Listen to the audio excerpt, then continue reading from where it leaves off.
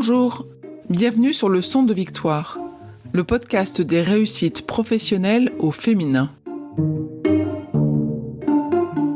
Nous vous proposons d'écouter des témoignages de femmes que nous considérons être des rôles modèles par leur trajectoire professionnelle et par leur comportement au travail. Ces femmes nous semblent à la fois inspirantes et accessibles. Dans certains épisodes, ce sont des spécialistes du travail au féminin qui viennent partager leur expertise et leurs convictions. Nous sommes convaincus que vous trouverez dans leur partage d'expériences des clés pour développer votre propre parcours professionnel. Je suis Perrine Corvézier, avec ma complice Amélie Dac, que vous entendrez sur d'autres épisodes. Nous avons fondé Human Learning Expedition ou HLX. HLX est le cabinet de conseil et de coaching qui accompagne les réussites professionnelles, individuelles et collectives en cultivant les comportements qui mènent au succès. Place maintenant à l'invité de cet épisode.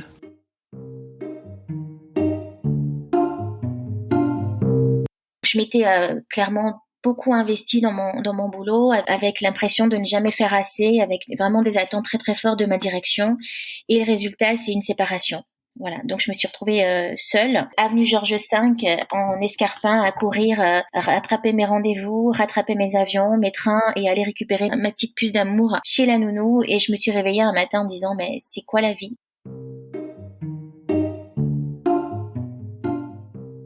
Anouchka Pirbet a répondu aux questions du podcast Le Son de Victoire comme experte, car elle consacre désormais une bonne partie de son temps au sujet de leadership féminin et de la quête d'identité. Elle s'appuie sur son propre parcours que j'avais envie de synthétiser par 3, 2, 1. 3 cultures, malgache, indienne et française, 2 comme 2 burn-out et 2 enfants, et 1 comme une mission, celle de reconnecter les personnes à leur individualité en conscience. Avec Anna, son surnom, nous avons parlé de son parcours en tant que salariée, avec la pression managériale, la place de la femme, le surinvestissement, les choix cornéliens, l'intelligence émotionnelle. Elle s'est également livrée sur les schémas de répétition transmis de génération en génération, sur le sujet du métissage et de la cohérence identitaire. Un entretien mêlant douceur et énergie qui reflète bien ce qu'Anouchka cherche à faire émerger chez chacune des personnes qu'elle accompagne. Bonne écoute.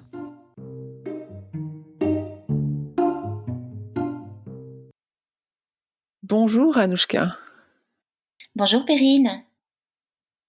Merci de me consacrer ce temps. Je suis ravie de pouvoir avoir l'occasion d'échanger avec vous et sur votre parcours, sur ce que vous faites aujourd'hui, sur ce que vous avez vécu. Mais avant tout, je voudrais vous renvoyer en enfance. Alors je pense qu'on va voyager et je voulais savoir ce que vous vouliez faire comme métier plus tard. J'adore votre question. Alors, elle est d'autant plus, elle me touche d'autant plus que ça a été mon chemin de vie et c'est ce que je suis en train de faire. Je me reconnecte à ce rêve d'enfant. En fait, quand j'étais enfant, je voulais avoir 3 métiers. Je voulais être médecin, notamment médecin sans frontières, donc soigner dans les dispensaires en Afrique, parce que je suis née en Afrique.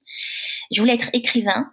Je suis amoureuse des livres et je voulais être également présidente de la République parce que j'étais convaincue que c'était la seule façon de changer le monde. Et vous vouliez être présidente de quel pays ? Alors à l'époque, moi j'étais à Madagascar et donc je voulais gouverner Madagascar. Mm-hmm. Eh bien, c'était une belle idée. Et aujourd'hui, alors je vous ramène aujourd'hui, on n'est plus à Madagascar. Et je vous mets dans une salle de réunion, on ne sait même plus ce que c'est. Et vient votre tour de vous présenter aux participants qui sont là avec vous, que vous ne connaissez pas. Qu'est-ce que vous leur diriez de vous, en tour de table ? Alors, ce que je leur dirais en quelques mots, c'est donc je suis Anouchka, je suis coach et thérapeute spécialisée aujourd'hui sur la cohérence identitaire et le leadership au féminin, et c'est toute mon histoire. Cette cohérence identitaire, est-ce que vous pouvez nous en parler un petit peu ? Alors, un peu, je vais essayer. Je vais essayer d'être brève. En quelques mots, en fait, ça a été vraiment toute mon histoire de vie, en tout cas ma première partie de vie, puisque j'approche très dangereusement la quarantaine, hein, Perrine. Ça va bien se passer, vous inquiétez pas. C'est-à-dire qu'en fait, en étant née donc je suis née en Afrique avec une triple culture, donc française, indienne, malgache, autant de religions que de cultures, en tant que femme, donc typée dans un environnement extrêmement masculin, en tout cas où c'est l'homme qui prend la place, que ça soit au devant de la scène dans la famille, mais aussi dans l'environnement professionnel. Ben, j'ai passé une bonne partie de ma vie en fait à me créer un faux self extrêmement fort, qui a pris beaucoup de place finalement sur ce qui j'étais vraiment au fond de moi, et je m'en suis pas rendu compte. Ça a été et comment est-ce que j'ai pris conscience de l'importance finalement de ce chemin de connaissance de soi et de se connecter vraiment à l'être. Ça a été les grosses claques à l'issue de différents schémas de répétition, que ce soit au niveau professionnel que personnel. Et aujourd'hui, votre approche, alors c'est votre métier aujourd'hui d'accompagner sur ce sujet-là. En quoi ça consiste ? Alors, quand je parle de cohérence identitaire, c'est vrai que ça peut paraître très conceptuel comme ça, mais en fait, vraiment, on peut le résumer en 3 mots. C'est un triptyque que j'utilise assez souvent. C'est le penser, le dire et l'agir. Voilà. Donc c'est vraiment une connexion entre la tête, le cœur et le corps. C'est aussi être en conscience de qui vous êtes vraiment, donc qui vous êtes dans votre entièreté, de vous accepter avec bienveillance et avec indulgence aussi, et pour pouvoir vous autoriser à faire et à agir dans énergétiquement.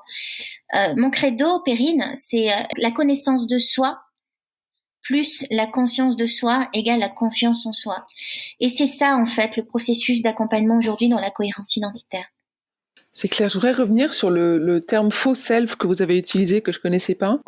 Essayer de comprendre, et ça va probablement éclairer sur votre parcours, pourquoi est-ce que vous avez, à un moment donné, eu besoin de créer cette identité qui n'était pas vous ? Pour 2 raisons. Je pense que la première chose, c'est déjà parce qu'il y a une transmission, en fait, générationnelle qui se fait à travers cette identité-là. Cette identité alors il faut le savoir, en plus moi j'ai grandi aussi dans une communauté où l'apparence prend beaucoup de place, donc la communauté indienne notamment, où on est vraiment sur du paraître, on est vraiment sur un statut social très important, et moi j'ai grandi dans la bourgeoisie indienne, et en même temps étant née métissée, donc avec d'une mère malgache, j'ai vite compris qu'il fallait que je joue un rôle pour pouvoir être intégrée dans la communauté. Parce que à l'époque, donc on parle d'il y a plus de 40 ans maintenant, le métissage était très peu accepté. On ne mélangeait pas les cultures, on ne se mélangeait pas. Donc déjà, vraiment par transmission et par donc transmission familiale, ma mère m'a très vite fait comprendre qu'il fallait que je me modélise sur un certain schéma. Et puis la deuxième raison, c'est tout simplement parce que j'avais peur. J'avais peur d'être rejetée, peur de souffrir, peur aussi de m'accepter telle que j'étais, et puis tout simplement par méconnaissance de qui j'étais vraiment. Voilà, je pense que c'est vraiment si on doit résumer cette question en deux réponses, ce serait celle-ci. J'en rajouterai quand même un troisième et ça fait partie de mon chemin aussi. Le faux self est souvent un bouclier lorsque on est hypersensible, hyper empathique. C'est mon cas. J'ai mis du temps avant de mettre des mots sur ce portrait. J'ai toujours été extrêmement connectée, très sensible à mon environnement, ce qui m'a beaucoup joué de tour d'ailleurs dans les organisations et dans les entreprises. Donc très sensible notamment à la négativité environnementale, à la toxicité environnementale et au jugement. Résultat, quand vous avez une confiance en soi, voire une estime de soi qui est fragile, ce qui était mon cas, vous créez un bouclier. Et c'est comme ça que votre faux self, il prend beaucoup de place. Très intéressant. Et est-ce que dans cette construction de vous, là où vous êtes peut-être égaré à certains moments et aujourd'hui, est-ce que vous avez eu au cours de ce chemin-là des rôles modèles, des personnes qui vous inspiraient ? Alors, oui, inévitablement, d'autant plus que je vous l'ai dit, j'étais amoureuse des livres, donc je me suis beaucoup évadée et construite aussi grâce à la littérature. C'est d'ailleurs un héritage de la francophonie, la littérature. Euh, j'ai évidemment des rôles modèles qui sont connus aujourd'hui du grand public. Ça va de Simone Veil, dont j'admire le parcours incroyable de résilience et de formation, mais jusqu'à Elisabeth Moreno aujourd'hui, qui prend.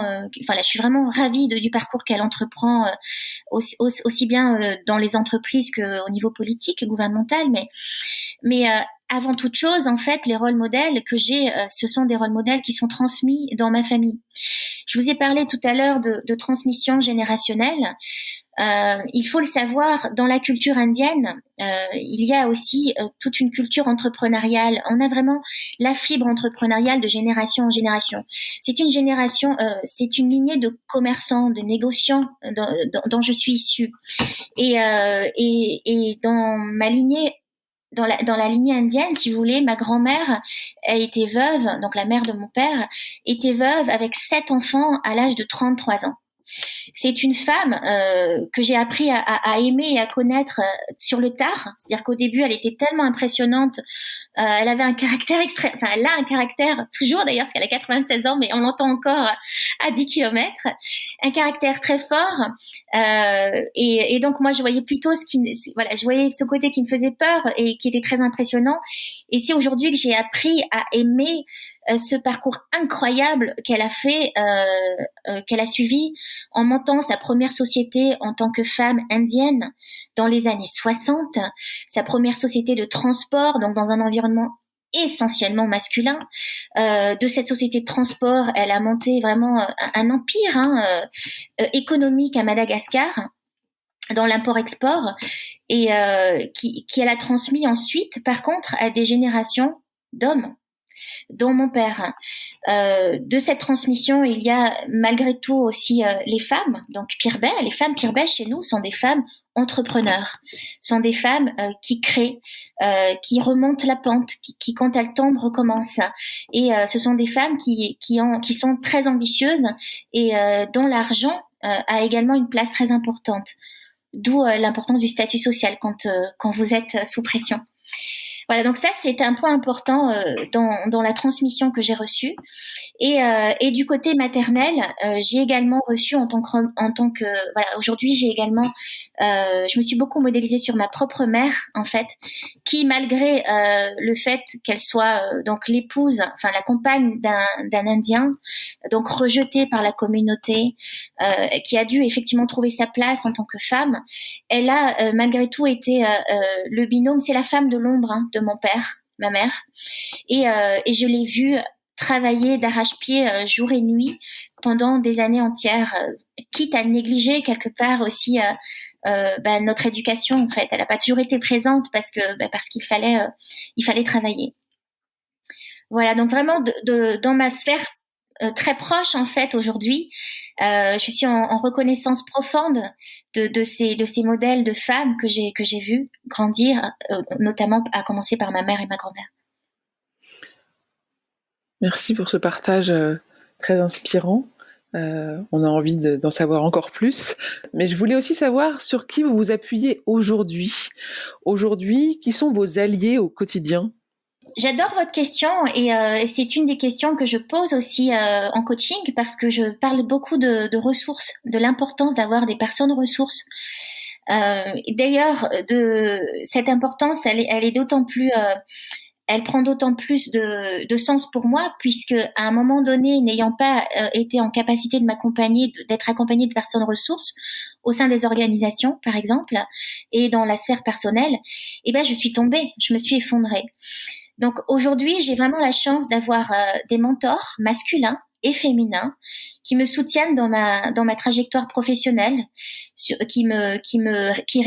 lesquels aussi je me repose lorsque je doute de la trajectoire à suivre. Et j'ai aussi étonnamment créé une ressource que je ne pensais pas avoir avant, c'est la mienne.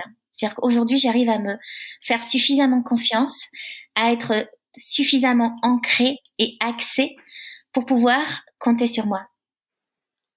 C'est en ça, j'imagine, que vous ressemblez à une de nos précédentes invitées que vous avez écoutée hier, Céline Masfar, c'est ça, cette championne de tennis qui parle aussi de son meilleur allié qui est elle-même et qui le sera jusqu'au dernier souffle. Ouais. Oui, ça a beaucoup résonné pour moi quand je l'ai entendu.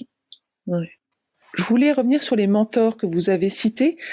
Comment est-ce que vous les choisissez? Comment est-ce que vous avez choisi? Et comment est-ce que vous leur demandez de devenir vos mentors? Alors si je vous dis qu'en fait, ce sont eux qui sont venus vers moi. En fait, je vais nuancer un peu ma réponse. Le premier mentor aujourd'hui donc j'ai vraiment une très très grande admiration pour son parcours. C'est une personne qui me suit en fait sur LinkedIn depuis quelques temps maintenant. Et en fait où j'ai constaté qu'on avait une résonance au niveau des messages. C'est une personne qui a vraiment une très très grande puissance en matière de communication et de transmission, donc sur lequel je peux me modéliser. Et en même temps, je pense, en tout cas, voilà, c'est ce que je pense. Et d'ailleurs, il me le dit, hein, il voit vraiment chez moi cette puissance créative identique et cette grosse capacité de transmission également et à inspirer. Donc, si vous voulez, naturellement, c'est quelqu'un qui me suit, que je suis, je me modélise, je lui écris. Voilà, la première fois, en fait, c'était assez rigolo parce que je l'ai contacté sur LinkedIn et en fait, il m'a répondu en disant mais je vous connais, je sais qui vous êtes, je vous suis. Voilà, donc ça m'a, waouh, c'était chouette. Le deuxième mentor aujourd'hui que j'ai, c'est grâce à mon réseau HEC, puisqu'en fait, en m'étant formée en tant qu'exécutif coach à HEC, il y a une communauté qui se met en place. Et d'ailleurs, je m'attendais pas à ce qu'il y ait autant que HEC ait vraiment une si belle puissance de lien entre ses anciens élèves et ses étudiants. Et cette personne, en fait, je l'ai contactée tout simplement grâce à ce réseau HEC et je lui ai demandé de me mentoriser sur notamment la partie entrepreneuriale dans l'accompagnement des organisations. Et donc il a accepté tout de suite un premier échange téléphonique qui devait durer au départ 20 minutes et ça a duré 1h30. Donc j'ai compris qu'il y avait vraiment une très très belle alliance énergétique également et depuis en fait c'est une très très belle histoire qui continue et que j'entretiens régulièrement aussi par des échanges et voilà. Merci pour ça, c'est intéressant de voir comment vous y êtes pris et puis la chance que vous avez eue aussi. Je voudrais revenir sur votre parcours professionnel et l'aborder sous l'angle de la réussite. J'aimerais connaître quelle est la réussite professionnelle dont vous êtes la plus fière. Alors je pense que c'est un chemin qui est en continuité, qui n'est pas terminé. D'ailleurs, j'ai encore de belles pages à écrire au niveau entrepreneurial avec la création de ma société de coaching et d'accompagnement. Je dirais en fait que il y a à la fois une vraie fierté avec beaucoup d'humilité au niveau de ma première partie de carrière salariale en tant que salariée.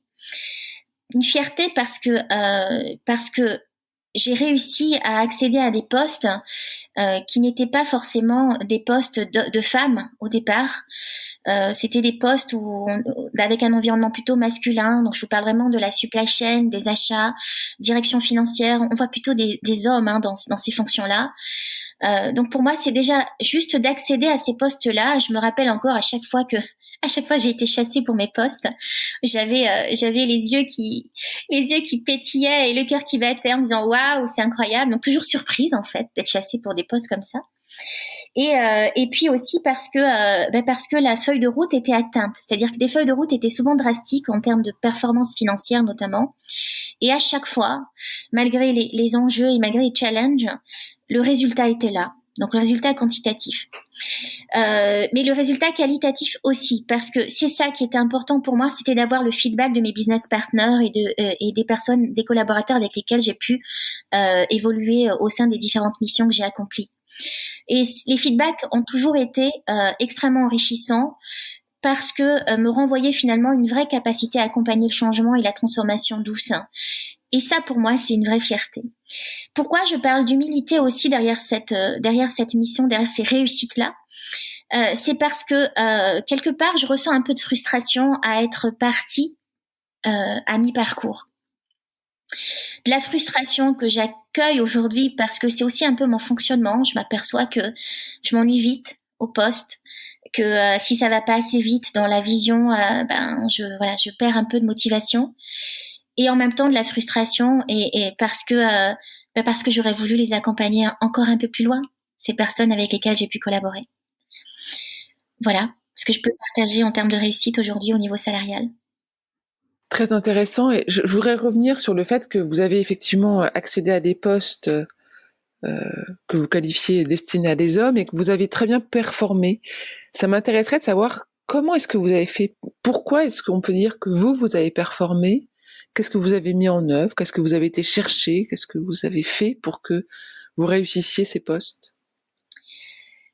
Alors, je vais en parler avec beaucoup d'humilité et parce que je pense que les autres en parleraient beaucoup mieux. Ce que je peux percevoir, alors c'est d'ailleurs ce que je transmets aujourd'hui à travers le leadership au féminin, Perrine, c'est une des compétences clés que nous, les femmes, ou j'ai plutôt envie de dire l'énergie féminine, parce que les hommes l'ont aussi, l'énergie féminine a de plus développé, c'est l'intelligence que j'appelle l'intelligence interpersonnelle, relationnelle. Et je pense que ça a vraiment été une des compétences clés qui m'a permise d'accompagner le changement dans des environnements où on va dire que l'énergie au masculin elle est plutôt dans un rapport de force. Quand vous accompagnez un changement, quand vous mettez en place une nouvelle direction avec des enjeux financiers qui sont importants, avec souvent une rationalisation budgétaire, une rationalisation organisationnelle, ça touche de l'humain. Ça touche des équipes qui sont là depuis de nombreuses années et vous êtes en train de toucher le sens de leur propre métier, de leur fonction. Lorsque vous arrivez en fonction transversale comme ça, pour moi, je pense que l'une des compétences clés de l'énergie au féminin, c'est d'être à l'écoute, d'être en capacité à expliquer, à donner du sens lorsque vous mettez en place des process, des actions, des négociations, des nouveaux contrats. Voilà, c'est ce qui me vient. Et puis aussi une capacité à gérer la crise, parce que des crises individuelles et collectives, il y en a quand vous accompagnez le changement, quand vous mettez en place une transformation au niveau dans une dimension internationale, multiculturelle. Donc c'est vraiment la capacité aussi à ramener finalement une énergie saine dans une situation, dans un contexte environnemental très conflictuel. Si vous acceptez d'en parler, ce qui m'intéresserait aussi, c'est peut-être qu'on dise que vous avez beaucoup travaillé. Vous avez consacré beaucoup d'énergie, alors cette énergie féminine et puis de l'énergie en général, pour réussir ces postes. Je crois que vous aviez cette ambition d'y arriver et peut-être même un peu trop, non, si j'ai bien compris. Oui, alors évidemment, alors vous voyez, ça c'est intéressant parce que vous me renvoyez à mon syndrome de l'imposteur. J'ai toujours eu l'impression que c'était jamais assez. C'était jamais assez ce que je faisais. Oui, j'ai énormément travaillé, je me suis beaucoup investie en temps, en énergie. C'est vrai que j'ai aussi ça on peut pas me le retirer, une très grosse capacité de travail depuis toute jeune, notamment au sein de mes études. D'ailleurs, j'étudie encore, je sais pas si je vous l'ai dit, mais je suis encore en formation aujourd'hui. Donc, je n'ai jamais eu de cesse de me remettre en question, d'avancer, parce que j'ai toujours été très orientée résultat et performance. C'est-à-dire que quand on me donne un enjeu de performance et de résultat, je n'ai de cesse de m'investir jusqu'à ce que je l'atteigne. Et ça, alors ça va évidemment avec la détermination et la persévérance, mais ça va aussi un peu avec la prise de risque et l'audace. Une des qualités que l'on a pu effectivement m'attribuer, que ça soit dans le domaine personnel ou professionnel, c'est la capacité à prendre des risques. D'ailleurs, je le fais encore, je l'ai fait à chaque fois. J'ai quitté Paris pour Lyon, Lyon pour Lille, Lille pour le Sud, et aujourd'hui le salariat pour l'entrepreneuriat. Oui, je crois que la prise de risque, qui est aussi une transmission générationnelle, elle est là, et l'audace aussi, puisque on m'a souvent dit, on m'a souvent dit qu'on ne m'attendait pas là où j'étais, que ça soit dans des réunions COMEX, que ça soit en face de directeurs d'usine pour pouvoir travailler sur des plans de transformation, que ça soit en face de fournisseurs essentiellement masculins dans des cultures d'ailleurs extrêmement cantonner au masculin égal résultat performance, et puis à les amener finalement à changer leur état d'esprit. Mais oui, j'ai beaucoup travaillé et je continue à me remettre en question et à avancer. Vous avez évolué dans un monde masculin, on l'entend. Est-ce que vous avez rencontré, alors à la fois du sexisme, des propos sexistes, mais aussi d'autres obstacles liés au fait que vous êtes une femme? Alors, je vais vous donner un triple oui. Un triple oui. Oui, et avec beaucoup de recul aujourd'hui. Beaucoup de bienveillance aujourd'hui vous m'auriez posé cette question il y a encore 2 ans, je vous aurais répondu probablement avec une énergie de colère, de frustration. Aujourd'hui, avec plus de bienveillance et de recul, je comprends que c'est un enjeu sociétal qu'il faut transformer. Mais oui, j'ai rencontré sur toute ma carrière professionnelle, dans toutes les entreprises dans lesquelles j'ai travaillé, ce rapport à la femme et cette réduction, on va dire, au genre, qui était extrêmement qui m'énervait en fait, et qui du coup au contraire me donnait envie de me dépasser et de remettre un petit peu les choses à leur place. Je suis allée, on va dire, du sexisme verbal au jugement vestimentaire, les robes, les choix des vêtements, les chaussures, etc. La coiffure, au harcèlement en fait. Donc c'est vraiment, j'ai vécu aussi du harcèlement extrêmement grave et qui m'a souvent fait perdre confiance en moi et qui m'a fait me poser énormément de questions sur ma place en tant que femme en entreprise. On sent que vous êtes quand même forte. Et comment est-ce que vous aviez réagi sur le moment en fait alors au harcèlement et aux violences que vous avez, alors violences verbales ou de remarques que vous avez rencontrées? Alors, c'est vrai qu'en ayant une personnalité extrêmement affirmée, et en plus on m'a souvent dit que je n'ai pas la langue dans ma poche. Je réponds en fait, je rétorque, je remets souvent les propos sexistes les propos à leur place dans le contexte. Par contre, ça c'est le fameux faux self. Vous voyez, intérieurement, la brèche, elle s'est quand même fissurée petit à petit, et j'ai mis du temps avant de me rendre compte que malgré tout, énergétiquement, à force de remettre ces personnes-là à leur place, à force de devoir faire mes preuves, de faire 2 fois plus. Vous savez le nombre de fois où j'ai entendu qu'il fallait que je reste plus tard au travail pour m'intégrer, que si je rentrais, je partais à 18h pour m'occuper de mes enfants en bas âge, je prenais mon après-midi. Enfin, des stéréotypes, mais que j'ai vécu vraiment. De comment est-ce que je pouvais alors oui, j'ai déjà aussi entendu oh mais de toute façon ta négociation à 20% puisque j'étais en optimisation budgétaire, tu as réussi à obtenir 20% parce que tu as sorti ton décolleté. C'est terrible, je ne sais pas combien de fois je l'ai entendu. Je crois que la phrase qui m'a le plus marquée en dernière partie de parcours salarial, c'est est-ce que tu peux venir à cette négociation? Donc c'était une très grosse négociation avec ma direction. Peux-tu venir? Par contre, toi tu seras le physique et moi je serai le cerveau. Donc la personne me disait, c'était un homme, qu'il serait le cerveau. Et en gros, j'avais qu'à me taire, à être belle et à me taire. Et je crois que ça a été le déclic, quoi. Ça a été le déclic. Je me suis dit plus jamais ça.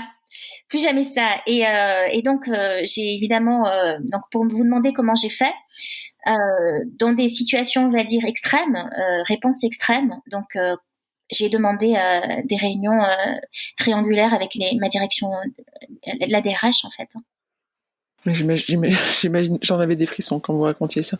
Très intéressant. Merci d'avoir partagé avec des exemples concrets, parce que je pense que c'est important de pouvoir les citer de temps en temps pour que chacun réalise ce qui peut être vécu pour de vrai. Voilà.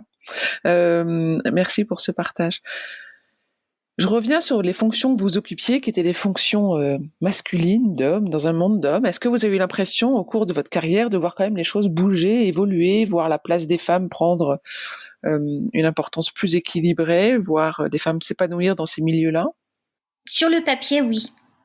Sur le papier, oui. Au sein des organisations, et notamment, alors c'est vrai que j'ai vraiment eu la chance d'évoluer dans des très belles organisations avec des moyens, donc des moyens financiers pour mettre en place des projets notamment de mentorship féminin, d'accompagnement féminin.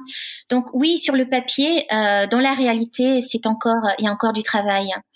Pourquoi sur le papier? Parce que vous avez aujourd'hui des gros enjeux effectivement de mixité, d'attractivité employeur, d'attractivité aussi. L'image de l'entreprise, l'identity branding est super important aujourd'hui pour les grands groupes, pour attirer les hauts potentiels, les nouvelles générations. Et donc, on parle beaucoup aujourd'hui au niveau du buzz d'intégration des femmes, de parité. J'ai vu des programmes se mettre en place pour mentorer et faire monter, former les femmes au leadership notamment, ou au management en tout cas. Malgré tout, c'est vraiment une situation à deux vitesses, parce que vous avez quelque part une hiérarchie qui a envie de mettre en place des choses, et puis 80% de l'environnement qui ne suit pas, ou qui reste encore très ancré dans les croyances précédentes, ancestrales. Et donc c'est pour ça que je parle vraiment d'une évolution, d'une transformation à deux vitesses. Néanmoins, je le constate, à force d'en parler, à force de mettre de l'énergie, de concentrer notre énergie sur un message commun pour pouvoir accompagner, autoriser ces femmes à prendre leur place, à être aussi compétentes que les hommes. Et je le dis souvent, d'ailleurs, la compétence n'est pas genrée. Voilà, je pense qu'énergétiquement, malgré tout, on va dire que les esprits qui ne rentrent pas dans cette tendance-là prennent de moins en moins confiance pour pouvoir s'exprimer, s'exposer. Donc ça fait du bien. Qu'est-ce que vous pensez qu'il faudrait mettre en place dans les entreprises pour que la mixité soit plus intégrée? C'est vraiment, pour moi en tout cas, c'est à plusieurs niveaux. C'est-à-dire que les projets, pour moi, doivent être à la fois évidemment portés dans la vision de l'entreprise par le top management, par les managements. Alors on a aussi, d'ailleurs, dans les structures matricielles aujourd'hui, on a une vraie problématique de management intermédiaire que j'ai vécue, où on ne sait plus vraiment comment se positionner. Donc c'est vraiment pour moi sur plusieurs niveaux, c'est-à-dire que c'est porté par là-haut, mais c'est aussi diffusé par des messages très forts, par du quotidien, par des études, par vraiment de la mise en pratique dans les équipes, dans les projets, dans les entreprises. Et puis le dernier niveau qui me paraît important, c'est d'accompagner aussi ces femmes à prendre confiance en elles. Ça a été le véritable enjeu pour moi, c'est de dépasser mes barrières, mes croyances limitantes, de m'autoriser à prendre ma place. Et aujourd'hui, en fait, même si vous mettiez en place tout, même si vous pouviez mettre tout en place au niveau hiérarchique, stratégique, visionnaire, et tous les outils en place au sein de l'entreprise pour que ces femmes puissent prendre leur place, si elles ne s'autorisent pas par une démarche de connaissance d'elles-mêmes, par une démarche de confiance en elles, ça ne marchera pas. Donc pour moi, c'est vraiment un enjeu à plusieurs niveaux. Est-ce que vous pourriez résumer un peu ce que vous avez appris ces dernières années qui vous aurait été si utile tout au long de votre carrière, quelque chose que vous avez réalisé récemment et qui pourtant vous aurait bien aidé? On attire ce que l'on est. Et si vous le développiez, parce que c'est super fort, super puissant. On attire ce que l'on est, c'est-à-dire que tout est vraiment opportunité de dépassement. Et à tout moment dans votre carrière, dans votre chemin, dans votre trajectoire, ce qui est juste à l'instant T. Donc que ça soit, alors là on parle d'une dimension professionnelle, mais l'entreprise que vous allez rejoindre est une entreprise qui va résonner par rapport à ce que vous êtes à l'instant T. Et ce que vous êtes à l'instant T, ce n'est pas uniquement vos compétences et vos ressources, ce sont aussi vos limites et vos blessures, vos fragilités. Et donc tout est vraiment opportunité de dépassement pour moi. Donc ça a été vraiment ma leçon de vie, et je l'ai apprise sur le tard. Je pense que j'aurais probablement pu m'éviter j'aurais pu me mettre plus facilement en économie d'énergie émotionnelle pour pouvoir au contraire me dépasser plus rapidement dans certaines situations. Est-ce qu'il y a d'autres conseils que vous auriez envie de livrer à des jeunes femmes qui commencent sur le marché du travail aujourd'hui? Alors je suis une éternelle optimiste, et je suis très ancrée en fait sur mes convictions et ma vision. Donc c'est ce qui m'aide aujourd'hui à avancer et à rester en action en permanence. Alors je pense que ça doit s'entendre. Hein, je parle beaucoup de pouvoir d'agir d'ailleurs dans mon accompagnement, parce que souvent on peut rester cantonné à des idées, et ces jeunes femmes aujourd'hui, elles ont des rêves, elles ont envie de faire des choses, elles ont envie de mettre des choses en place, et pour autant peuvent se retrouver paralysées par l'action parce qu'elles ne savent pas par quoi commencer. Et pour moi, ça a été vraiment aussi très fort. J'ai pris conscience que ce qui m'a permis en permanence d'avancer malgré des situations critiques, hein, clairement au niveau professionnel, c'est l'action. Je suis toujours restée dans le mouvement. Et l'action, pour moi, c'est fondamental pour sortir de l'inertie et de garder quelque part aussi une énergie positive, hein, et dynamique. On vous entend effectivement aligné, et ce qui m'intéresserait de savoir aussi, c'est comment est-ce que vous faites pour vous ressourcer, pour retrouver cette énergie-là, pour tenir dans la durée? Alors j'adore votre. Elle est très challengeante, votre question, parce que c'est encore un challenge au quotidien pour moi. Ça l'a été a fortiori par le passé, puisque je ne m'écoutais pas assez, donc j'écoutais pas assez les signaux faibles transmis par le corps. Aujourd'hui, évidemment, je le fais. Hein. C'est d'ailleurs le challenge de l'alignement tête-cœur-corps, hein, que je transmets au quotidien. Alors, comment je me ressource? Je me ressource beaucoup dans le silence. Je m'aperçois en fait que j'ai besoin de me ressourcer dans le silence pour pouvoir me retrouver énergétiquement. Et puis, je pratique aussi la méditation. Donc, c'est un ancrage pour moi au quotidien qui me permet aussi d'équilibrer mes chakras. Je suis extrêmement frustrée en ce moment parce que le sport passe en second plan. J'ai beaucoup moins de possibilités pour pour me recharger au niveau du sport. Mais on va dire dans un environnement normal, je pratique aussi beaucoup de sport, et plutôt un sport d'eau. J'aime tout ce qui est autour du fitness aquatique. Moi, je suis très connectée à l'eau. Hein. On arrive vers la fin de notre entretien. Oui. Est-ce qu'il y a un sujet qu'on n'a pas abordé, que vous aviez envie de partager? Alors, je pense qu'on en a parlé, mais j'aimerais bien clôturer j'aimerais bien terminer par ça, Perrine. C'est vraiment de rappeler l'importance de la conscience de soi. On est beaucoup aujourd'hui, on est beaucoup dans le jugement, on est beaucoup dans l'interprétation, dans la projection aussi. Au niveau professionnel, on se met beaucoup de barrières en fait, en pensant que, ou en estimant que, ou en ayant peur de. Et lorsqu'on est en conscience de soi, dans une conscience de soi totale, donc de nos peurs, de nos projections, de notre fonctionnement aussi émotionnel et cognitif, on est en capacité du coup de créer le résultat de l'intention que l'on a en tête en fait. C'est-à-dire d'être vraiment en alignement avec le résultat de ce que l'on met en place. Et comment est-ce qu'on y parvient à avoir cet état-là? C'est un chemin, c'est-à-dire que c'est vraiment pour moi, alors ça ne se fait pas voilà, comme ça d'un claquement de doigts, c'est vraiment une discipline, hein, au quotidien, d'être à l'écoute permanente finalement de ce que l'on est et de ce que l'on ressent. Et c'est ce que je parle souvent en fait d'alignement tête-cœur-corps, hein.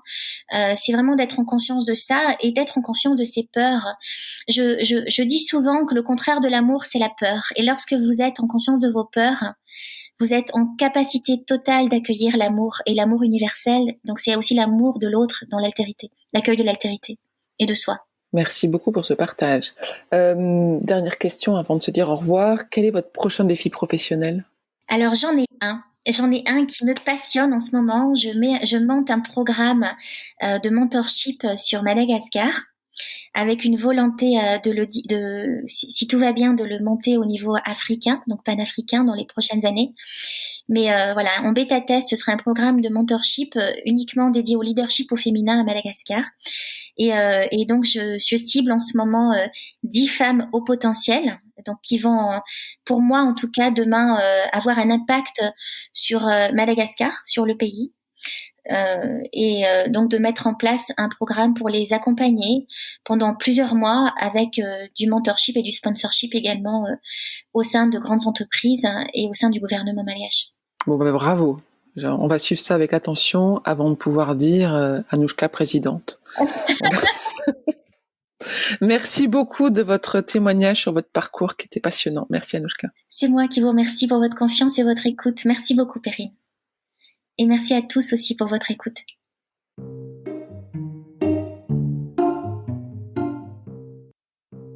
J'espère que vous avez apprécié ce podcast autant que nous avons aimé le préparer pour vous.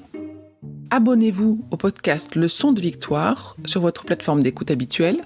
Vous serez ainsi notifié des nouveaux épisodes et retrouvez Le Son de Victoire sur le compte Instagram du même nom.